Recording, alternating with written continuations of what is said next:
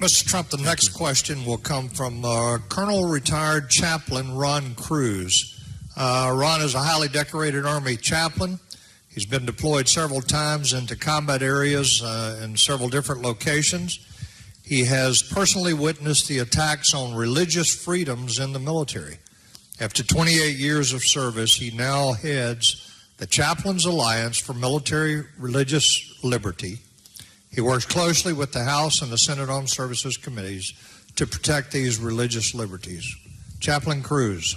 Mr. Trump. Any relation to Ted Cruz? Negative.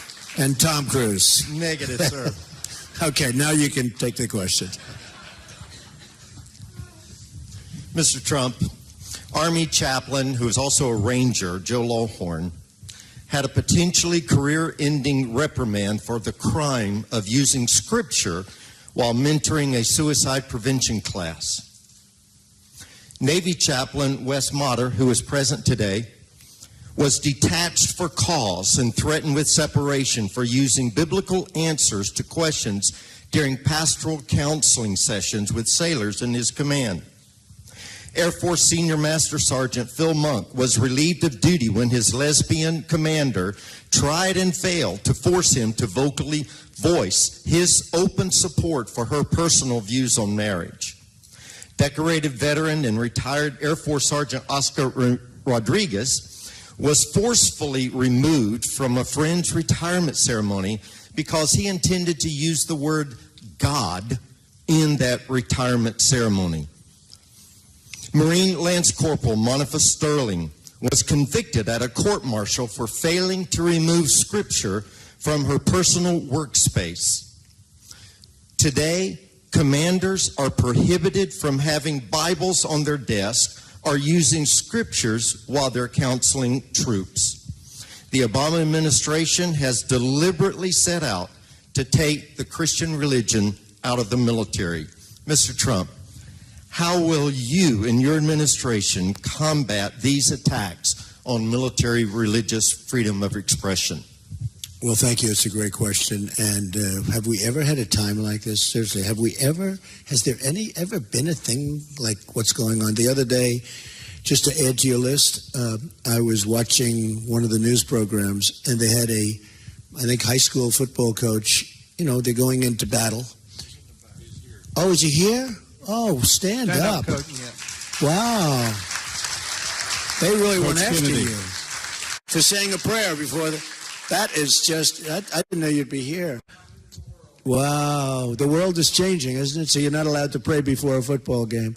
I thought it was horrible. So what did they do to you? What happened? Sorry to take away from your question, but it's sort of an extension of your question. What did they do? Yes, sir. They put me on suspension, and then at the end of the year, they gave me a really adverse write-up of how well I did my job. I didn't change anything for 8 years.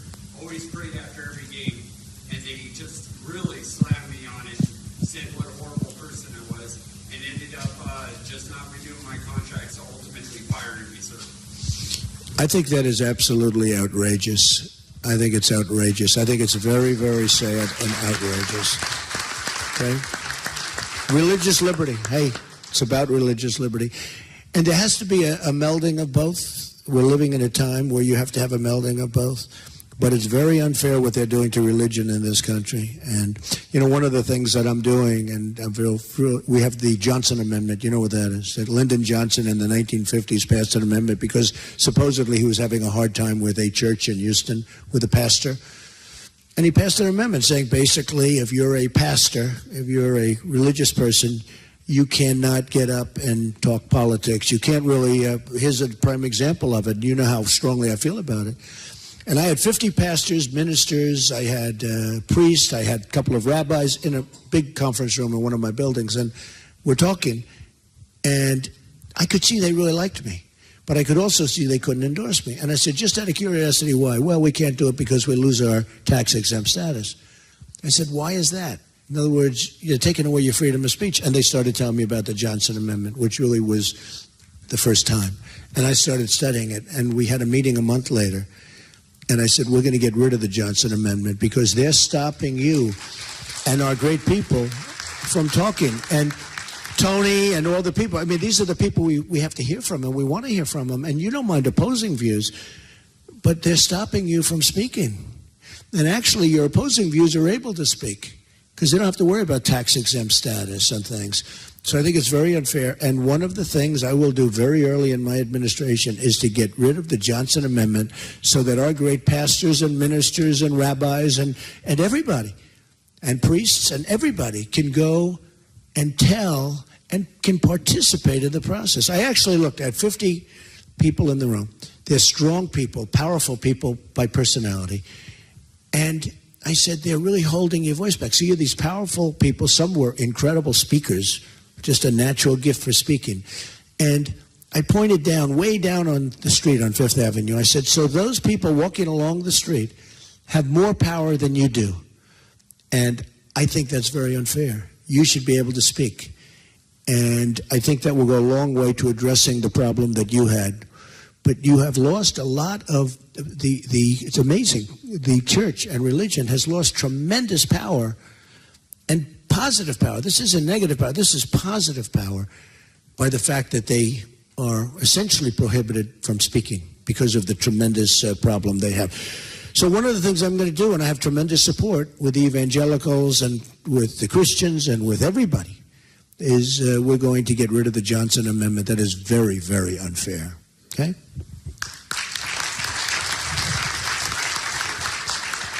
Thank you, Mr. Trump. In fact, in relation to that, last week, the Republican leadership introduced a measure that would, in fact, repeal the portion of the Johnson Amendment that prohibits speech by churches and nonprofits, and that was in large part because of the visibility you've given to that issue, in fact, insisting that it be in the GOP platform, the repeal of that as well. So we thank you for speaking out. I'm very honored by that. Yeah, they did it last week, so that's the beginning of my process.